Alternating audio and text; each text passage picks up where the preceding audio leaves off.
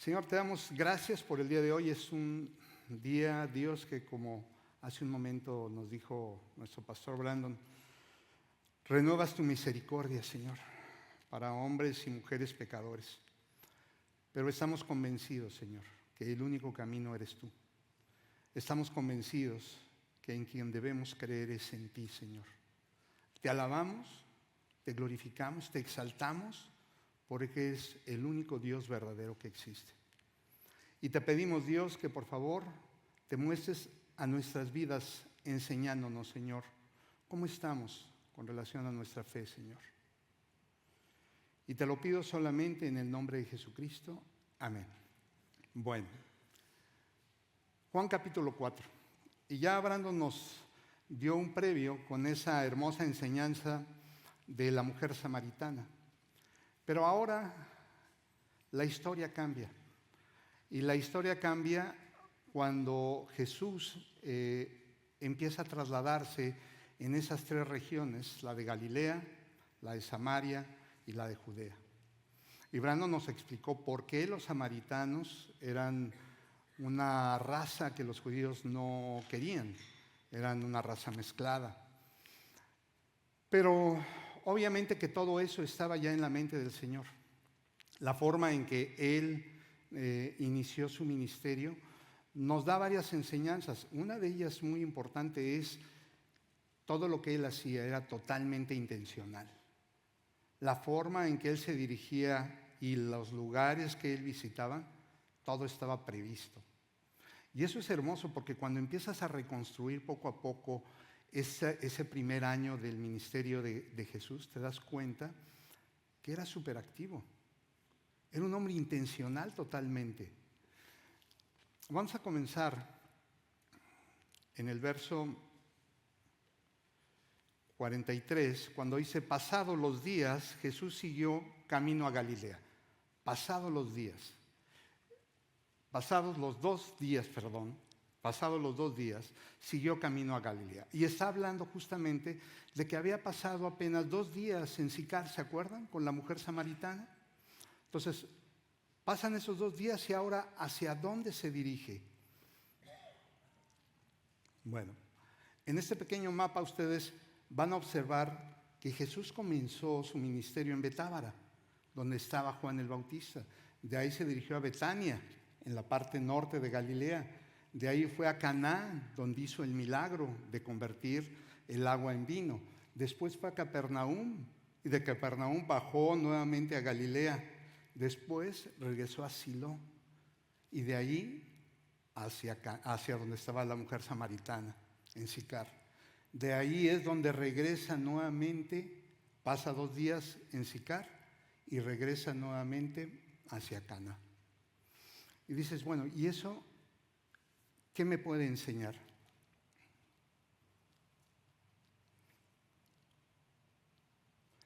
Bueno, nos puede enseñar con mucha claridad que Jesús en esta región había caminado aproximadamente 490 kilómetros.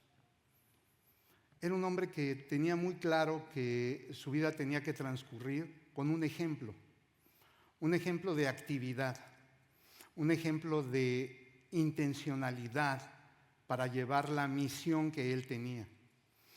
A veces creo que nos perdemos un poco en cuanto a la misión que tiene Jesús en nuestra vida y la confundimos con algo muy sencillo que es los milagros que Él realiza. Y eso lo vamos a ver explicado justamente en esta sección de la Biblia que vamos a estudiar. En los versos 44 y 45, 44 y 45, dice Él mismo había declarado que un profeta no recibe honra en su propio pueblo. Sin embargo, los galileos lo recibieron bien porque habían estado en Jerusalén durante la celebración de la Pascua y habían visto todo lo que Él hizo ahí. Haz una pequeña reflexión y piensa en esto. Él mismo había declarado que un profeta no recibe honra en su propio pueblo. Pero el siguiente verso dice, sin embargo, los galileos lo recibieron bien. Pareciera una contradicción. ¿Cómo es eso? Si él no es profeta en su propia tierra, ¿Por qué lo recibieron bien los galileos? La Biblia nos enseña que no tiene contradicciones, tiene un principio que se llama de inerrancia. Y en ocasiones la gente, cuando no lee adecuadamente la palabra de Dios, incurrimos en esos pequeños errores de interpretación. Lo que está enseñándonos aquí, y recuerden algo muy importante, es que ¿dónde nace Jesús? ¿Se acuerdan? Jesús nació en Belén, que está cerca de Jerusalén. Pero él donde se crió fue en Nazaret. Entonces, en realidad, muchas veces confundimos ese tema porque cuando Jesús se está refiriendo a su tierra, generalmente se está refiriendo a Galilea, a la parte norte.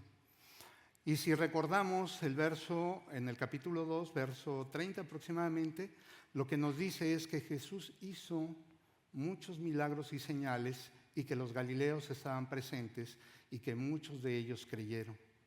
Entonces, lo que nos está enseñando en realidad es como un marco de cuál es la actividad que Jesús está realizando, y estos versos le están dando como un pequeño trasfondo a la enseñanza que Jesús va a darnos en un momento. Aquí no está el verso 46 y 47, pero yo se los voy a leer.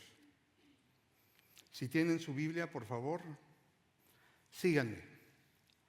En su paso por Galilea, Jesús llegó a Canaán, donde había convertido el agua en vino. Cerca de allí, en Capernaum, había un funcionario del gobierno que tenía un hijo muy enfermo. Verso 47. Cuando supo que Jesús había ido de Judea a Galilea, fue a verlo y le rogó que se dirigiera a Capernaum para sanar a su hijo, quien estaba al borde de la muerte. Cuando leemos estos versos, a veces lo leemos con mucha rapidez, pero en ellos lo que podemos encontrar es un bosquejo de tres cosas muy interesantes. Primero, el bosquejo de ese funcionario, de ese hombre, de ese oficial del rey y ciertas características que él tiene. Pero también vemos un bosquejo acerca de su fe y también tenemos un bosquejo acerca de sus intenciones que él tenía. Fíjate qué dice. En su paso por Galilea llegó a Canaán, donde había convertido el agua en vino. Cerca de allí, en Capernaum, había un funcionario del gobierno que tenía un hijo muy enfermo. La primera información que nos está dando es las características de este funcionario, de este hombre de eminencia. ¿Quién era el rey en ese momento? Según la historia, era Herodes Antipas. Entonces, este hombre tenía una capacidad económica suficiente como para poder enfrentar la enfermedad que tenía su hijo. Generalmente, esa área era gobernada, o el lugar en donde residían los poderes era en Tiberíades, muy cercano a Capernaum. No es que él viviera ahí. Él había trasladado a su hijo a esa región. Entonces tenemos un hombre con eminencia, con capacidad económica, pero tiene un problema muy particular. Tiene un hijo enfermo. Y fíjate cómo dice, cuando supo que Jesús, verso 47, cuando supo que Jesús había ido de Judea a Galilea, fue a verlo. ¿Cómo supo de Jesús? Bueno, regularmente alguien se lo contó, porque en la Biblia no señala que él haya estado presente en alguno de los milagros o en alguna de las escenas en donde Jesús estuvo realizando algún milagro. Entonces, nuestra fe, y ese es el bosquejo de la fe del que quiero hablarles, nuestra fe muchas veces está basada en lo que oímos, pero no está basada en conocer quién produce esa fe. Este hombre tenía una necesidad, tenía un hijo enfermo, y lo que él quería era sanarlo. Pero su necesidad le hacía que él fuera directamente hacia quien podía realizarlo. Ahora, muchos dicen que este hombre lo que estaba mostrando era una fe totalmente deficiente, porque en realidad lo que él quería simplemente era que se sanara a su hijo. Y yo me pregunté, ¿es malo eso? No, no es malo. Pero así somos nosotros. Y este es un testimonio que les cuento porque muchos de ustedes lo saben. Cuando perdimos a nuestro primer hijo, mi esposa y yo, muchas veces yo recriminaba al Señor el por qué se lo había llevado. Y mientras estaba enfermo yo decía, bueno, Señor, sánalo. Pero lo que no estaba entendiendo es que con eso yo estaba limitando el poder de Dios. Porque yo le estaba pidiendo al Señor algo que yo quería, pero me estaba olvidando de lo que Él quería. Me estaba olvidando de que Él tiene más poder aún del que yo creo. Y yo lo estaba humanizando y lo estaba moldando a mis necesidades. Esto está sucediendo aquí justamente. Este hombre está amoldando su necesidad a alguien que le han dicho que hace milagros. Él no está yendo por quién es Jesús. Él está yendo por alguien que hace milagros. Y nuestra fe se adapta a eso y muchas veces nuestras oraciones eso reflejan. Si tengo una necesidad, me olvido de muchas otras cosas y lo que hago simple y sencillamente es pedir por la necesidad. Pero no pido porque el Señor haga su voluntad. Y me olvido que su voluntad es buena, agradable y perfecta. Más bien busco que se satisfaga mi propia necesidad. Este hombre estaba haciendo eso justamente. Quería que sanara a su hijo. Dice, quien estaba al borde de la muerte, es decir, era un hombre desesperado, era un hombre que decía, Señor, por favor. Más adelante va a decir, te ruego que vayas. Y fíjense, el verso 48 es muy interesante porque el verso 48 es un verso que los que estudian la Biblia dicen que es una reprensión muy amable que hace Jesús, pero es un verso muy desaprovechado en su estudio. Jesús le preguntó, ¿acaso nunca van a creer en mí a menos que vean señales milagrosas y maravillas? ¿Te fijas cómo ante el ruego de este hombre lo que hizo Jesús no fue ir directamente al problema? No te preocupes, ahorita voy. O no te preocupes, ya estás sano. Lo primero que hizo Jesús fue hacerle una pregunta de reflexión. Jesús tiene mucho cuidado en cómo trata nuestros problemas. Y a veces nosotros somos tan insistentes que olvidamos que Él nos está hablando y nos está cuestionando acerca de cómo está mi fe. Dice, Jesús le preguntó, y cuando yo leí eso, me acordé que el año pasado estábamos predicando Marcos.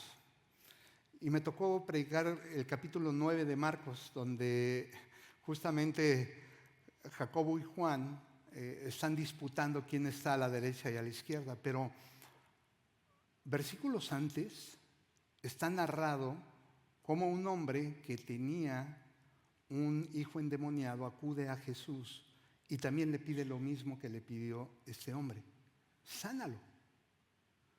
Y cuando le pide sánalo, Jesús lo primero que hizo fue preguntarle, ¿desde cuándo está enfermo?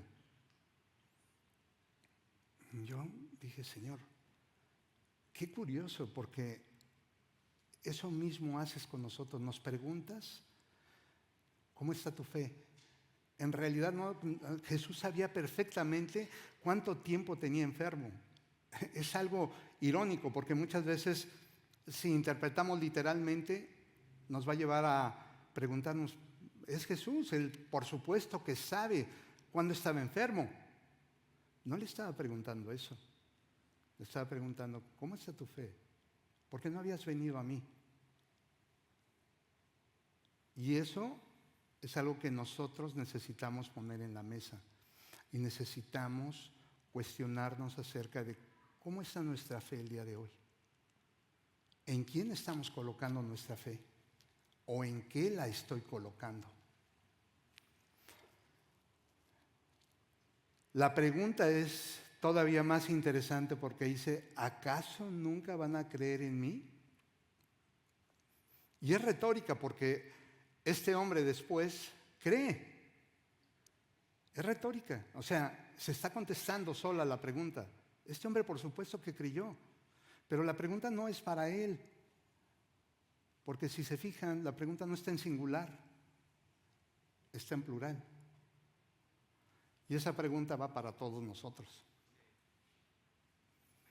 Cuando leemos la Biblia tenemos que ser muy atentos a lo que el Señor está hablando. Ya no se dirigió a él, se está dirigiendo a todos nosotros. Y te está preguntando en este momento. Este es el salón de clases. El Señor está hablando y te está enseñando su palabra. Y te está preguntando, ¿cómo está tu fe? ¿Tú vienes a mí porque yo hago milagros? ¿Tú vienes a mí porque tú quieres un carro nuevo? ¿Tú quieres tener una familia feliz? ¿Tú quieres tener un mejor estatus? ¿Tú quieres que tus hijos crezcan y vayan a la universidad? Bueno, eso no es malo. Pero la Biblia dice que buscad primeramente el reino de Dios y su justicia y todo lo demás será añadido. Entonces sí estamos mal. Porque cuando oramos, siempre pedimos para nosotros o para nuestras familias.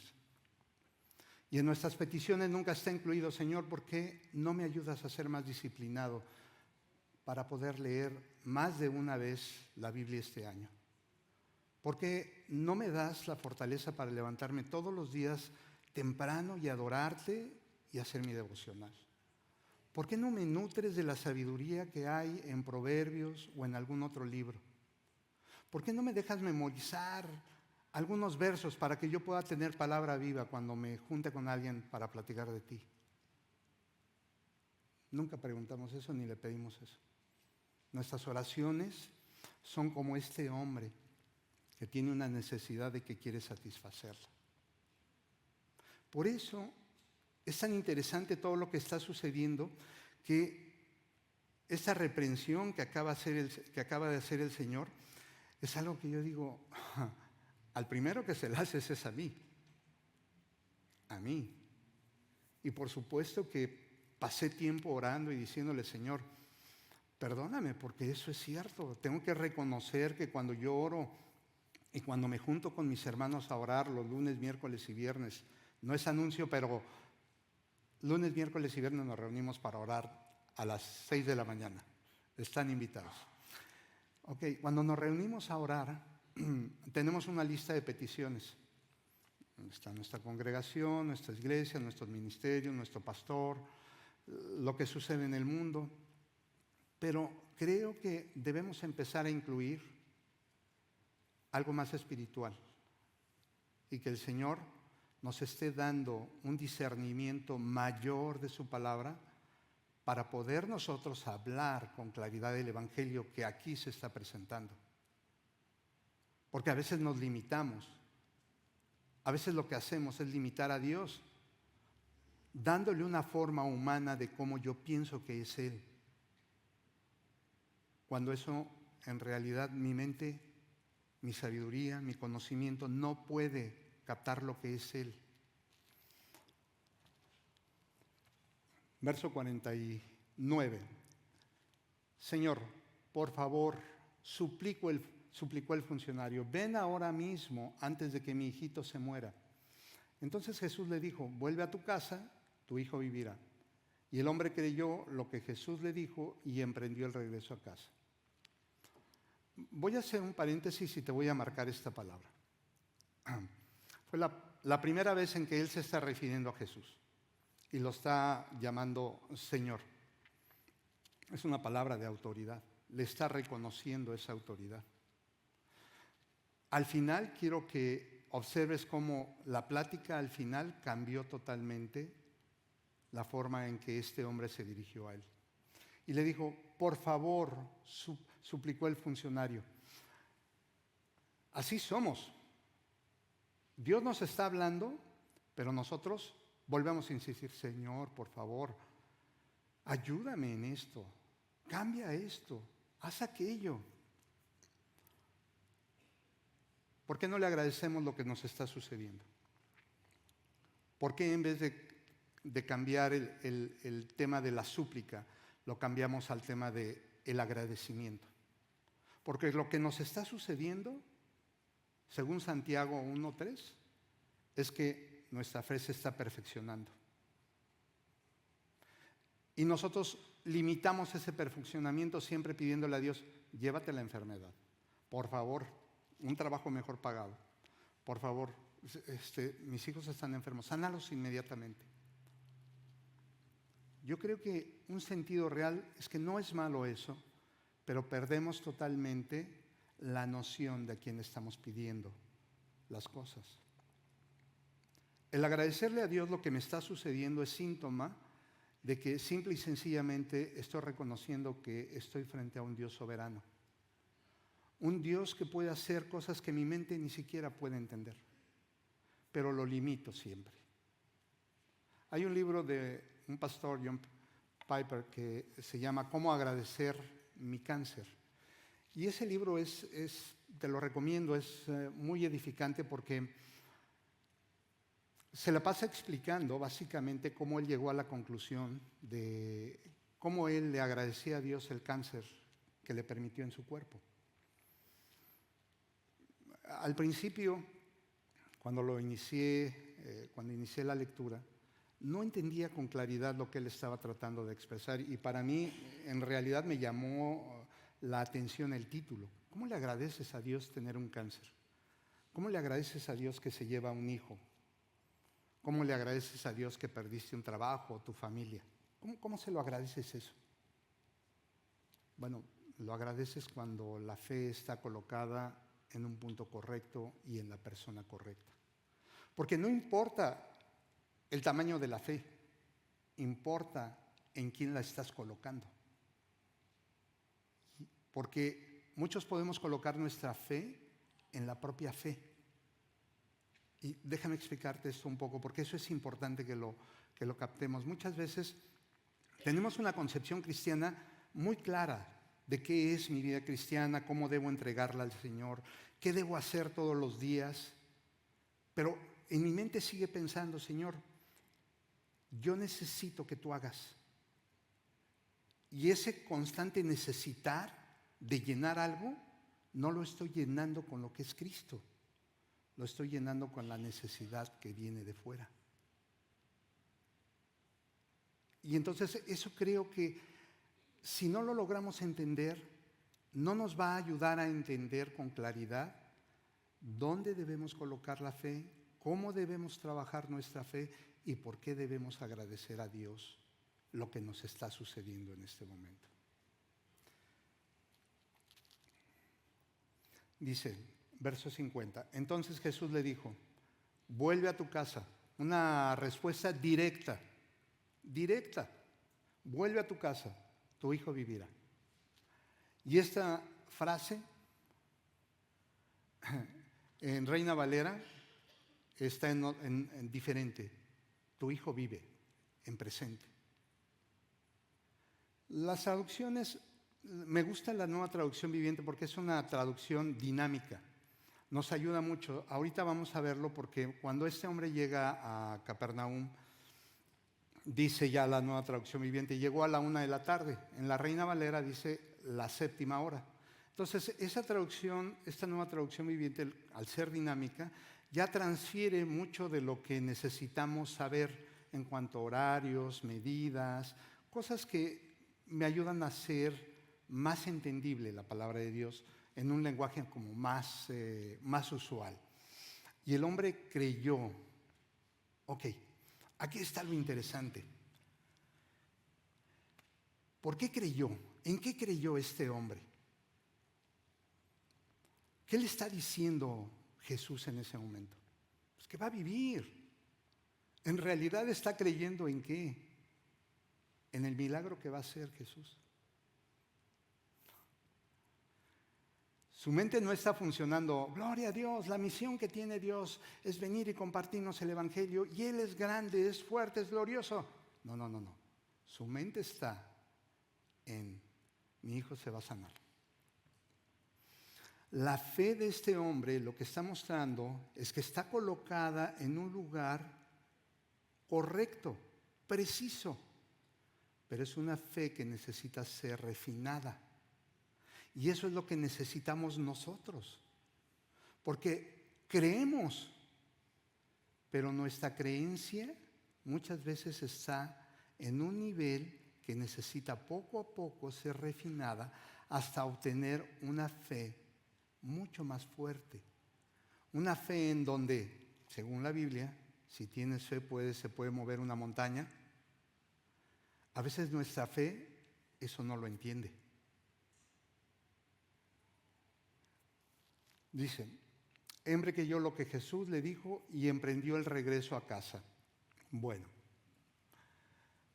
no luego, es decir, este hombre se tomó su tiempo.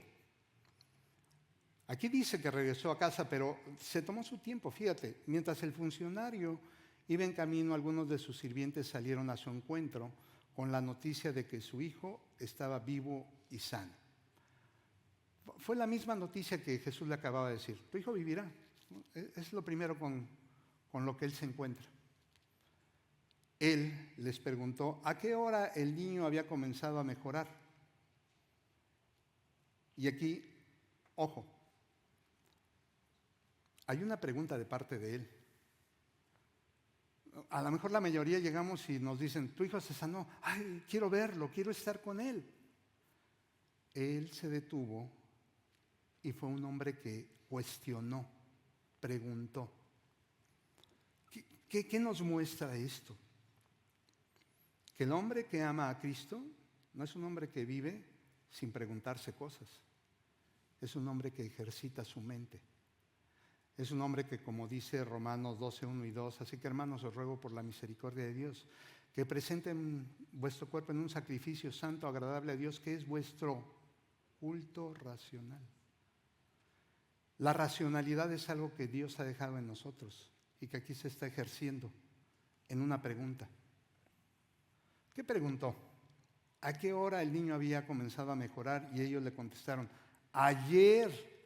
Ya ves, te dije que él no regresó inmediatamente. Él se esperó todavía un día. Caná de Capernaum están a 20 kilómetros. Él, cuando le dijo a la 1 de la tarde, Jesús, tu hijo vivirá, él pudo haber dicho, vámonos, inmediatamente quiero verlo. Pero no, él tomó su tiempo, descansó, es más, se levantó, desayunó seguramente tranquilo y entonces emprendió la marcha. Y llega aproximadamente a la 1 de la tarde. Nuestra fe nos da algo que caracteriza al cristiano. Confianza. Pero confianza en el Señor. Confianza en que sus promesas, esa era una promesa, van a ser ciertas. Pregunta, ¿cuántas promesas tienes en tu haber que sabes que el Señor va a cumplir en tu vida? ¿Cuántas? Memoriza en tu mente. ¿Cuántas promesas vienen que el Señor te está diciendo, yo voy a cumplir esta promesa en tu vida? ¿No? Llega a casa, agarra tu Biblia, sácalas. Porque la fe, aunque es un don, no llega sola. Romanos 10:17 dice que la fe llega por el oír y el oír por la palabra.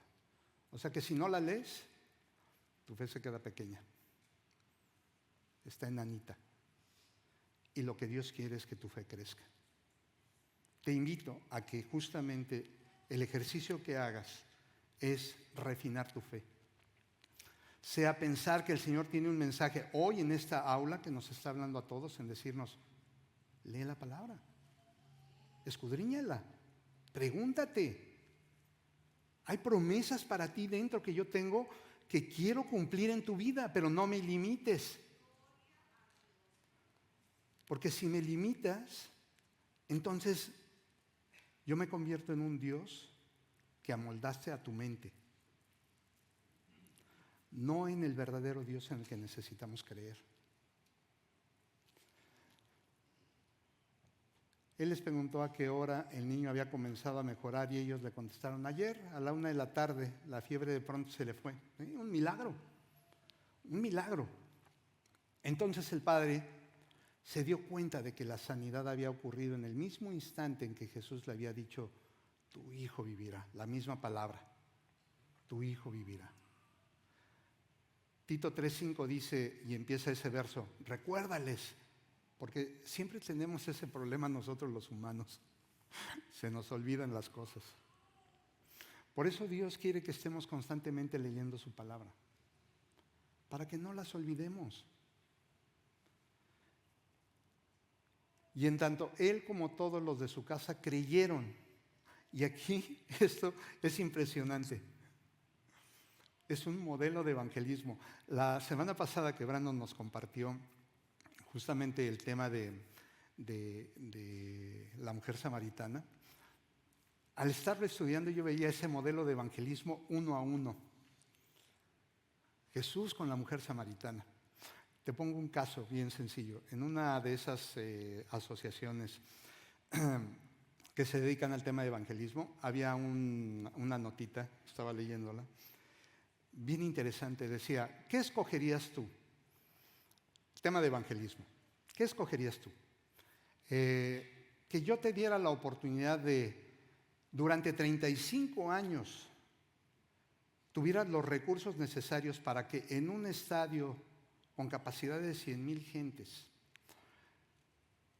durante los 365 días del año, estuviera lleno y tuvieras la oportunidad de predicar el evangelio, y que de esas 100,000 personas que van a ese estadio, el 5%, que es el promedio de lo que sucede normalmente en un evento de estas características, 5,000 gentes se convirtieran durante 35 años.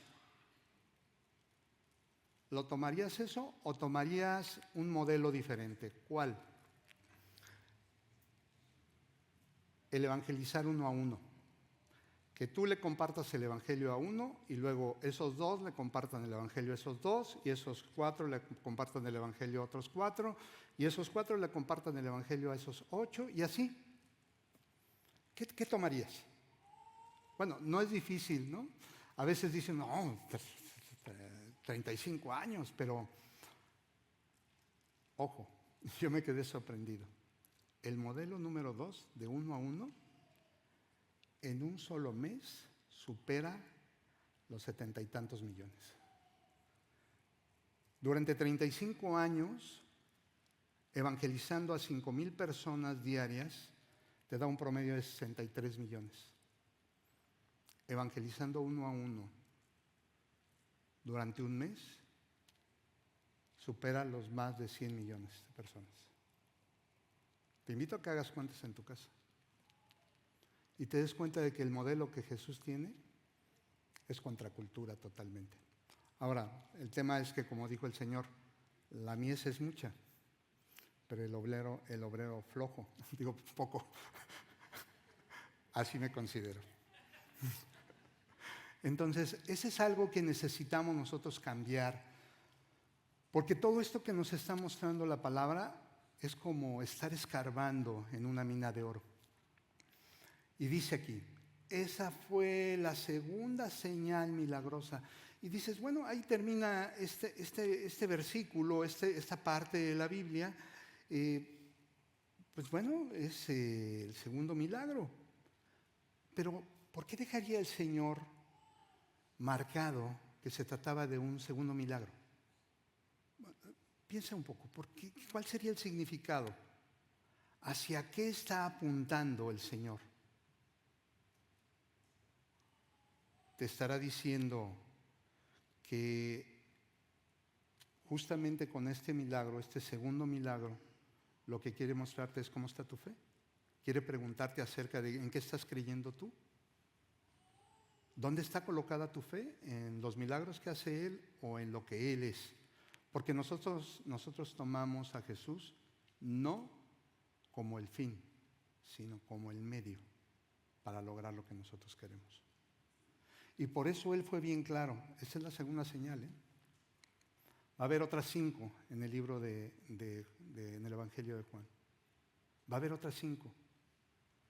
Y en cada una, Él se va a preocupar de mostrarnos algo que impacta nuestra vida directamente.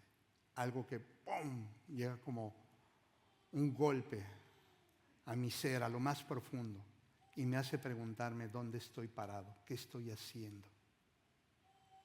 Por eso, cuando tú tomas esta porción del Señor y la lees, lo único que te produce es: perdóname, Señor.